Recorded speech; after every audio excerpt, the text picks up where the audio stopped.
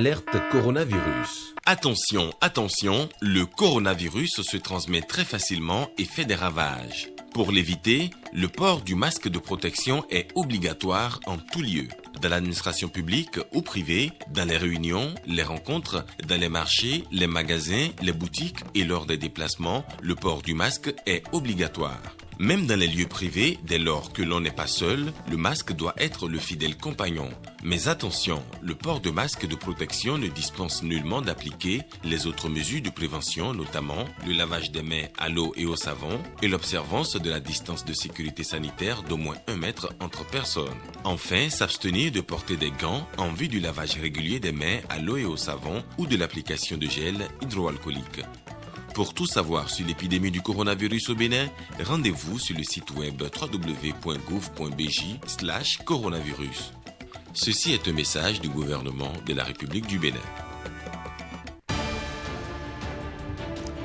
Bonjour à tous. Dans l'actualité, ce 13h, une part belle est faite aux mesures sociales dans le projet, le budget général de l'État exercice 2021. Le document a été adopté au Parlement avec une part belle faite aux mesures sociales à suivre dans ce 13h. Le programme de réhabilitation et de gestion à long terme du parc national WM est mis en branle. Le projet de collier satellitaire aux éléphants a démarré dans ce sens. Nous irons à Alpha Kwara dans la Liborie. Et puis 42 meilleurs étudiants des universités du Bénin, toutes filières confondues, ont reçu des prix d'excellence, une initiative de la République populaire de Chine qui prône l'excellence dans le monde universitaire béninois.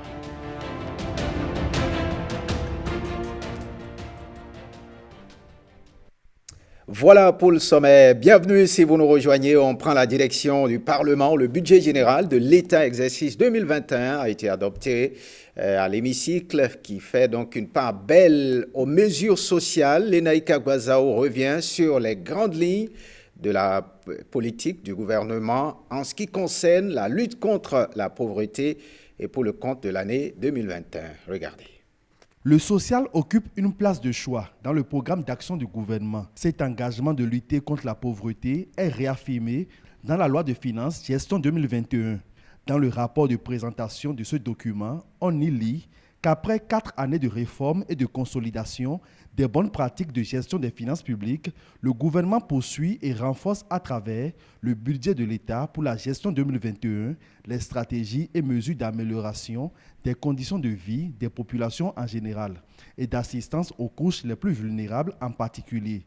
L'engagement du gouvernement en faveur du social à travers un modèle en perpétuelle amélioration s'est renforcé en raison, entre autres, des répercussions négatives de la pandémie de Covid-19 sur les couches sociales déjà fragiles et dans les domaines d'activité des artisans. L'évolution en volume des efforts financiers de l'État en faveur du social illustre la détermination du gouvernement à donner du sens au renforcement des services sociaux de base et au développement équilibré et durable de l'espace national porté par les axes 6 et 7 du programme d'action du gouvernement. Il y est noté également que dans la réalité, les fonctions de l'État qui adressent cette ambition du gouvernement, en l'occurrence les fonctions santé et protection sociale, protection de l'environnement et assainissement, loisirs, sport et culture, affaires économiques et équipements, éducation, cumulent une part importante des crédits ouverts au budget de l'État pour la gestion 2021. Hormis la poursuite en 2021 des actions mesures phares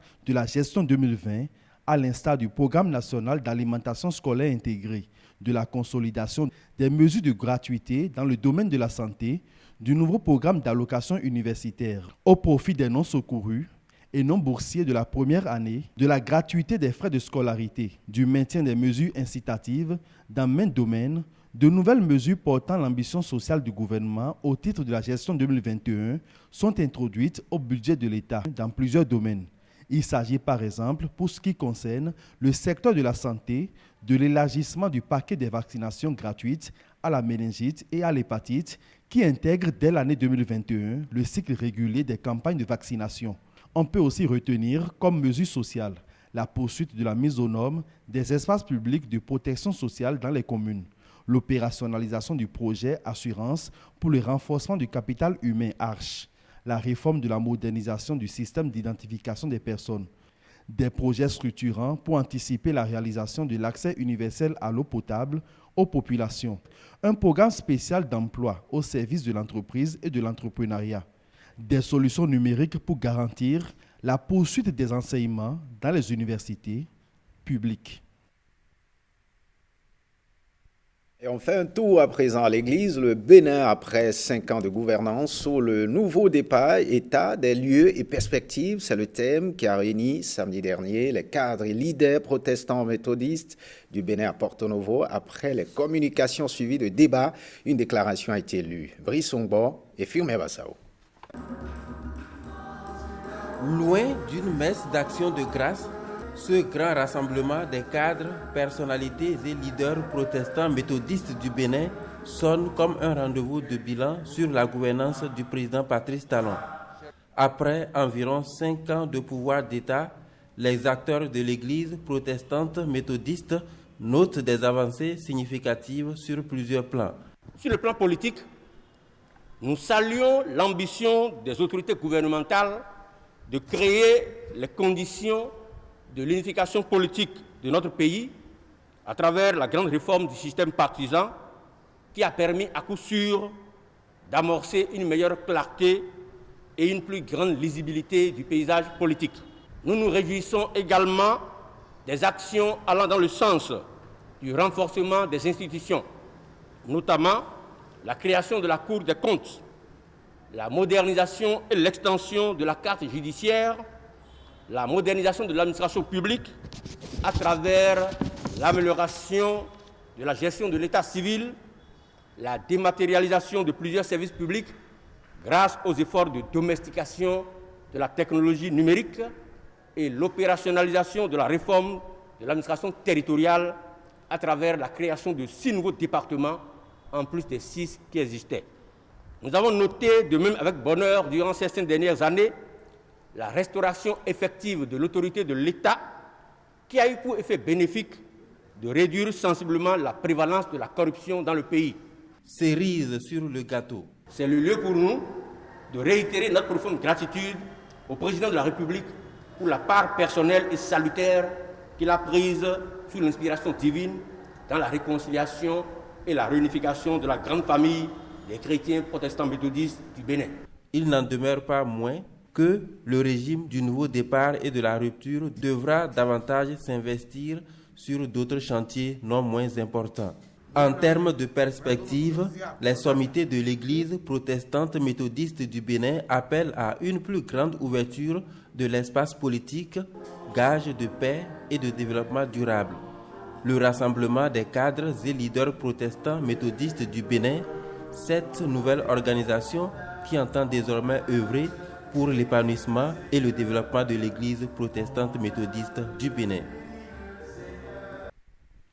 Un tour dans nos forêts, le parc national W est l'une des grandes réserves d'éléphants d'Afrique de l'Ouest. Pour en faire un véritable levier de développement, le gouvernement a confié sa gestion à l'organisation African Parks.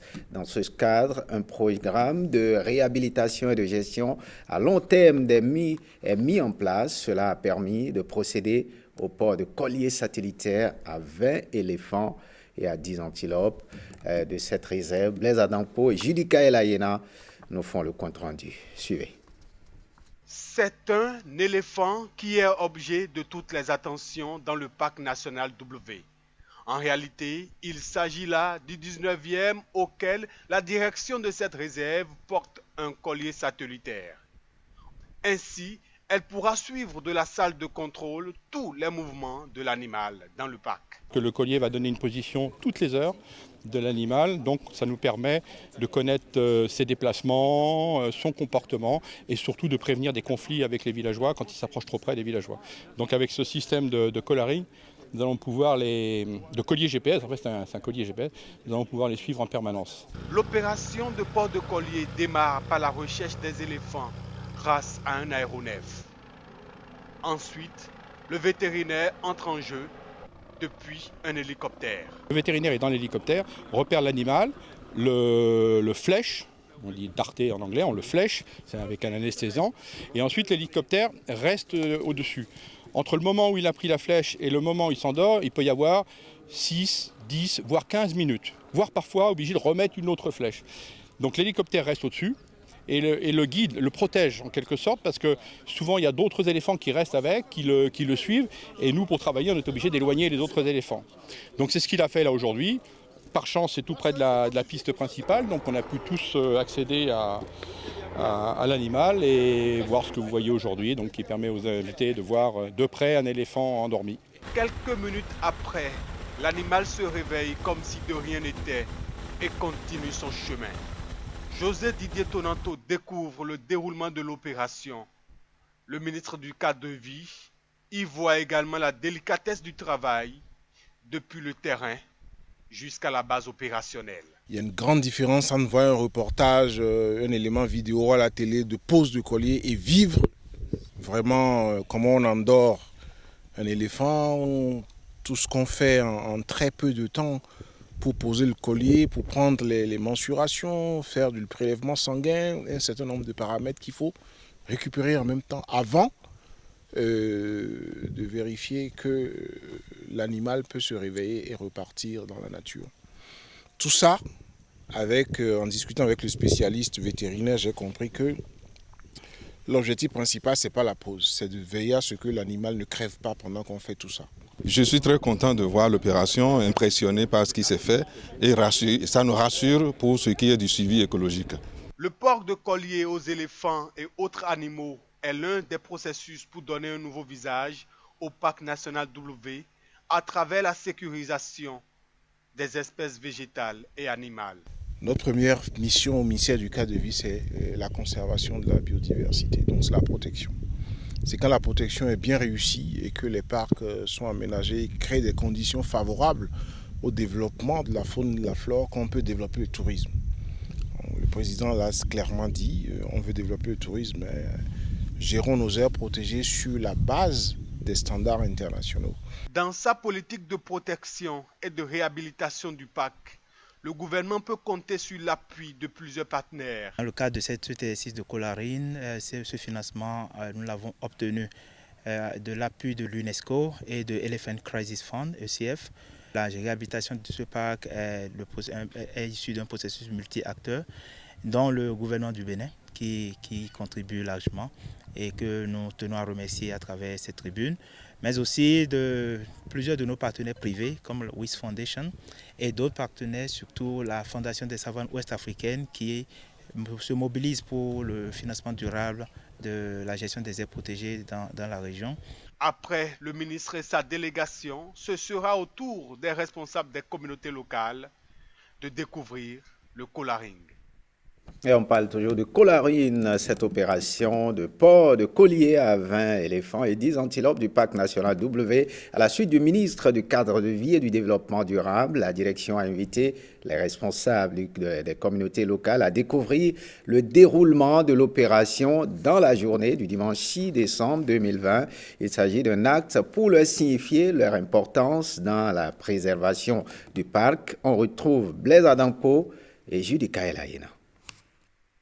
Il a fallu une randonnée de quelques kilomètres pour découvrir la pose de collier au 20e et dernier éléphant ciblé pour cette opération dans le parc national W. Pour les invités de la direction du parc, notamment les chefs Peul, les autorités locales et le roi d'Alpha Kouara, il s'agit d'un moment historique. Les premières impressions sont très bonnes parce que c'est pour la première fois que j'ai assisté à une activité de ce genre.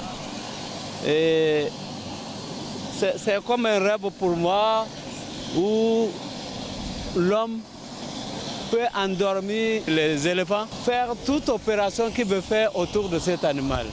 Avec beaucoup de gens encore autour parce que je sais que les éléphants ne s'arrêtent pas à côté de nous. Pour moi, c'est pour la première fois même que j'assiste à une pareille chose. Et si ce n'est même pas l'arrivée à peine, donc je n'ai jamais connu les animaux qui vivent dans le parc et vraiment j'ai apprécié.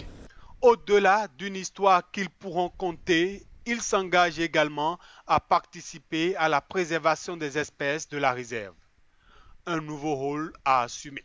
Je vais commencer par sensibiliser les gens pour que tout le monde n'a qu'à faire l'attention La PAC, là, ce n'est pas un lieu de chercher l'argent, ce n'est pas un lieu d'aller faire le braconnage, ce n'est pas un lieu d'aller faire les désordres.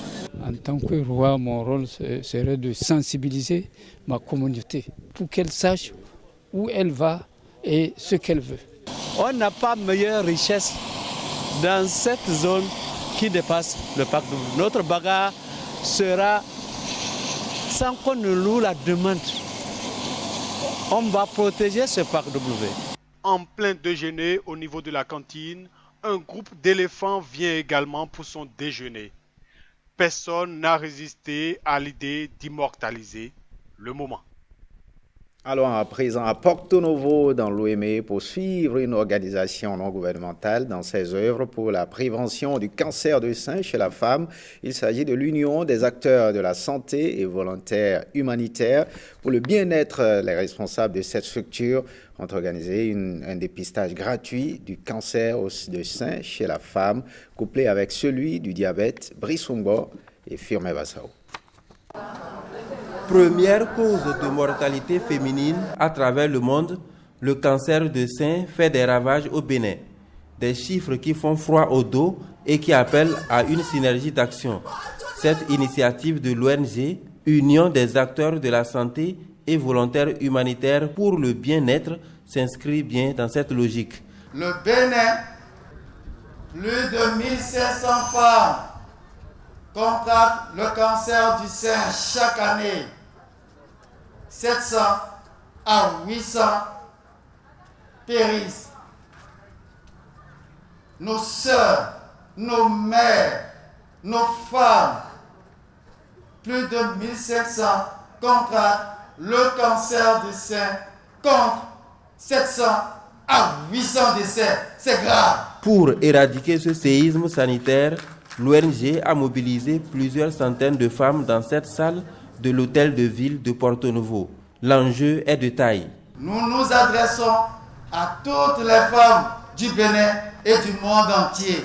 Unissons-nous. Unissons-nous pour vaincre ce marasme sanitaire. Unissons-nous. J'ai eu une satisfaction nette parce que moi, personnellement, j'avais des inquiétudes à mon niveau, au niveau de mon organisme, parce qu'une fois, j'ai eu à enlever un nodule. Donc, je me suis dit, qu'est-ce qui va se passer, quel résultat? Donc il y avait déjà le stress qui m'animait, tout ça là, mais quand les choses se sont bien passées, je suis dégagée, il n'y a plus ce stress qui est en moi et ils nous ont encore donné beaucoup de conseils, la manière dont il faut procéder pour palper les seins, tout ça là. C'est une bonne initiative pour notre pays, le Bénin. De mon côté, j'ai appelé une soeur tout à l'heure, elle était sur la voie de Cotonou. Quand je lui ai parlé de ça, elle s'est arrêtée. Mais présentement, elle est ici en train de faire le dépistage du cancer du sein.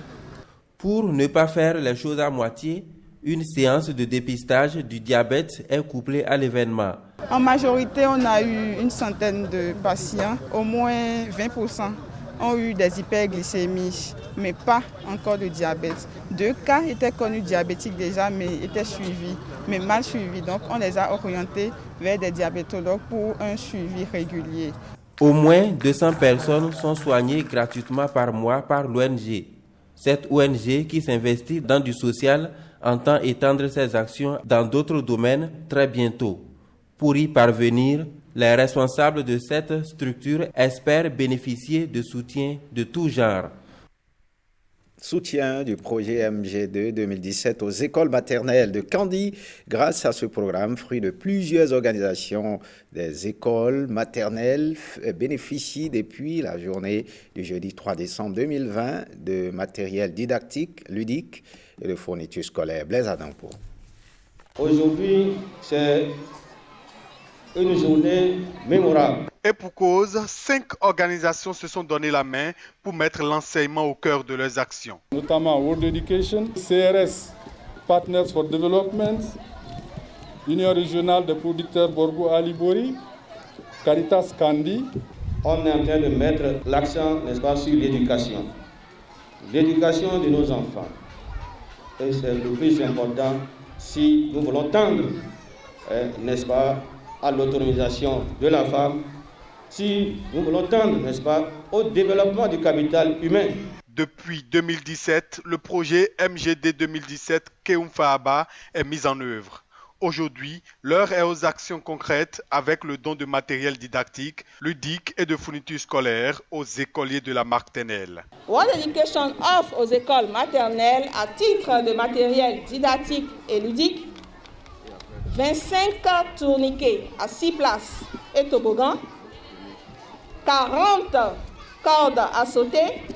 Chacun des 1125 enfants de la petite section et des 1175 autres de la grande section des écoles maternelles couvertes par le projet MGD 2017,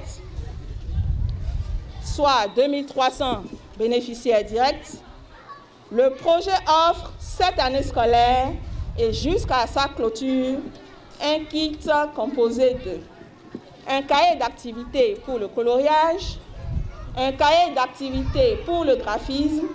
Les statistiques que nous enregistrons actuellement au niveau du projet pour les écoles maternelles au titre de l'année scolaire 2020-2021, nous enregistrons 2300 enfants, dont 46% de filles qui ont été inscrits pour cette année scolaire.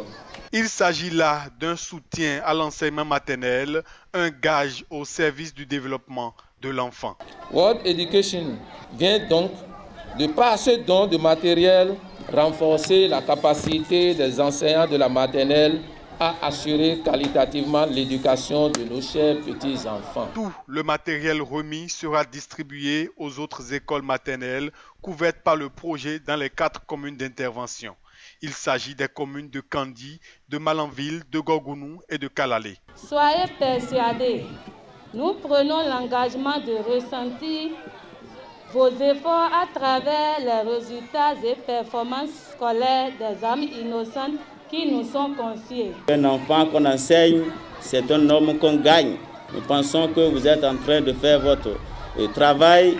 La mairie, nos différentes mairies ne ménageront aucun effort pour être à vos côtés. Une remise symbolique aux apprenants et aux responsables des écoles a mis un terme à cette cérémonie riche en démonstrations culturelles.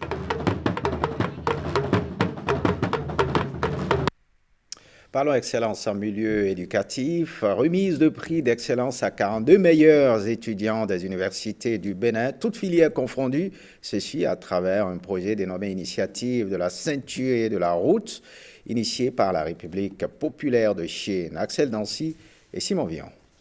C'est un compagnon de longue date qui a toujours manifesté sa volonté d'accompagner le Bénin dans ses actions. La Chine, pays à forte croissance économique, exprime une fois encore sa générosité. Elle célèbre l'excellence à travers ce rendez-vous de remise de prix aux meilleurs étudiants des universités du Bénin. C'est un immense honneur pour nous tous et aussi pour moi, personnellement, que de recevoir cette gratification récompensant un travail de longue haleine. Je remercie tous les membres de notre équipe qui ont toujours soutenu et aidé nos initiatives, celles de la direction. La crise constitue aussi une opportunité pour la jeunesse, parce que c'est le moment pour vous de démontrer votre talent dans les jours à venir. Malgré la pandémie, les lauréats ont de bons scores dans leurs études. On peut comprendre les efforts qu'ils ont déployés pour gagner ce prix. Le Bénin, votre pays, vous attend de consacrer à l'essor de votre chère patrie. Le projet dénommé Initiative de la ceinture et de la route est bien vu par les autorités béninoises. Ce prix est le fruit de la coopération dynamique, séculaire et florissante que notre pays noue avec la République populaire de Chine. Il est également l'œuvre de la volonté personnelle et manifeste de son Excellence, Monsieur l'ambassadeur ici présent. Je voudrais donc saisir, Mesdames et Messieurs, cet instant solennel pour exprimer ma profonde gratitude à son Excellence, Monsieur Jin Tao Peng, chers bénéficiaires, vous êtes nombreux à être présents. Je voudrais d'abord vous féliciter, vous les filles, et demander qu'on m'aide à féliciter toutes ces filles-là qui sont excellentes et qui sont ici, à travers le banc.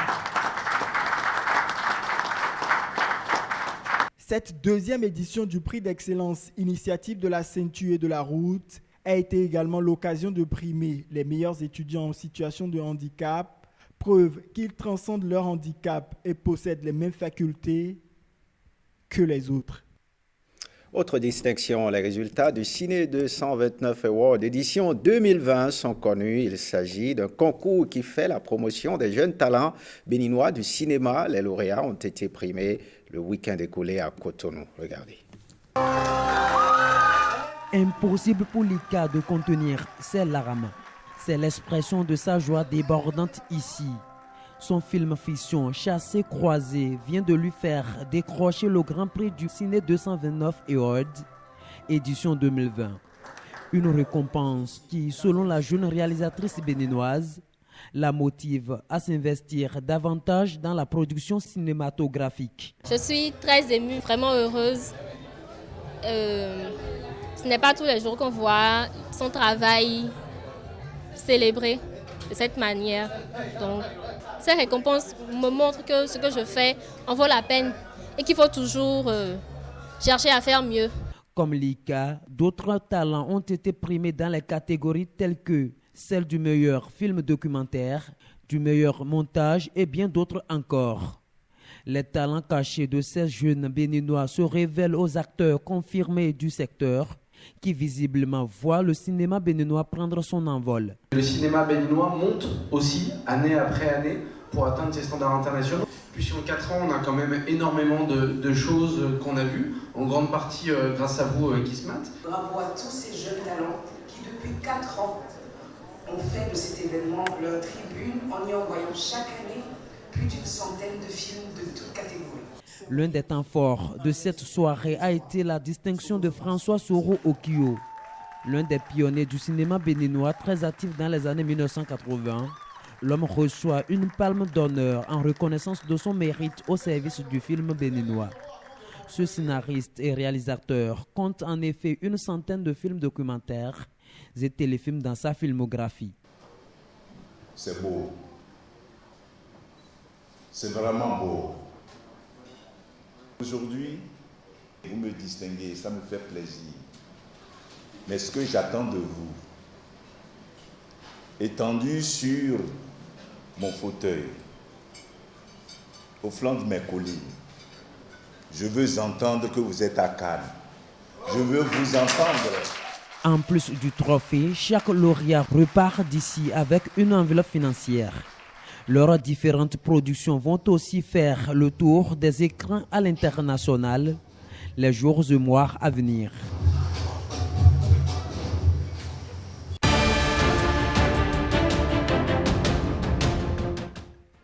Les informations hors du Bénin en Allemagne, les marchés de Noël de circonstances s'installent déjà pour permettre aux Allemands de passer de bons moments de fête malgré le coronavirus. Suivez notamment la compilation de l'information hors de nos frontières avec Arcel Nancy. Vue aérienne d'un marché de Noël dénommé Drive-In. Neige artificielle, vin chaud, confiserie à volonté et musique au marché de Landshut, situé au sud de l'Allemagne. L'essentiel est là, mais il faut venir en voiture le chercher. La nuit tombée, ce drive-in attire plusieurs dizaines de véhicules dont les occupants, bien au chaud, attendent patiemment de passer leur commande. La commande passée, ils peuvent s'offrir une barbe à papa. Cette tradition s'est depuis étendue au-delà des terres germaniques et a conquis une grande partie de la planète malgré la pandémie du coronavirus.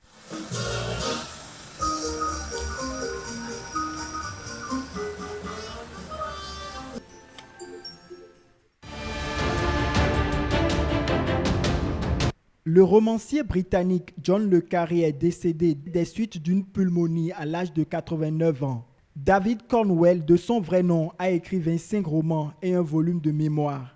Il a vendu au total plus de 60 millions de livres dans le monde. Il s'est inspiré de sa carrière d'agent secret pour nourrir sa carrière littéraire.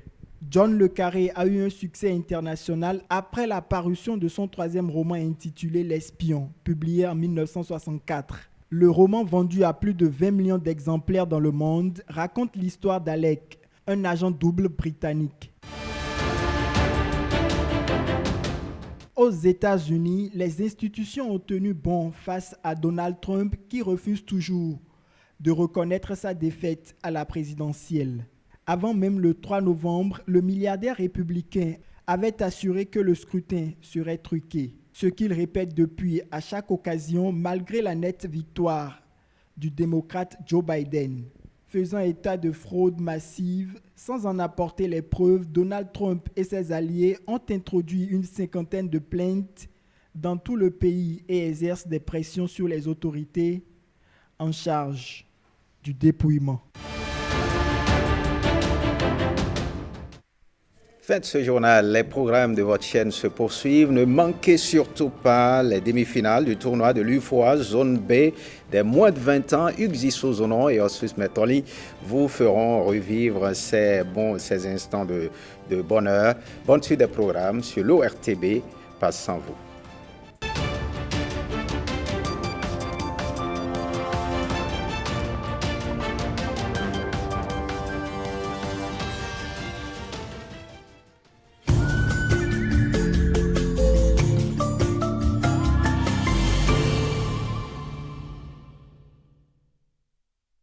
Béninoise, Béninois, vous êtes une personne considérée comme pauvre extrême ou pauvre non extrême. Vous vous êtes fait recenser lors du RAVIP. Vous n'avez pas pu le faire pour une raison ou une autre. Vous pouvez bénéficier des services sociaux offerts par l'État. Pour cela, participez à la 2e phase du recensement que réalise le projet Arche dans 56 communes du Bénin avec l'appui de Wouri Bénin. Mais comment ? Pas besoin de se déplacer. Les agents recenseurs passeront chez vous à partir du samedi 21 novembre 2020. Recevez-les bien et participez à la réussite de l'opération en répondant aux questions qui vous seront posées.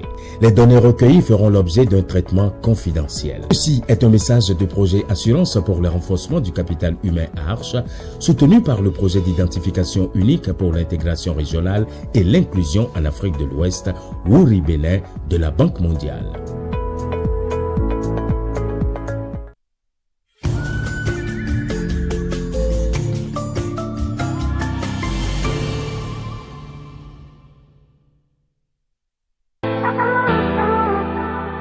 Vous êtes un diplômé sans emploi et vous désirez donner un sens à votre vie?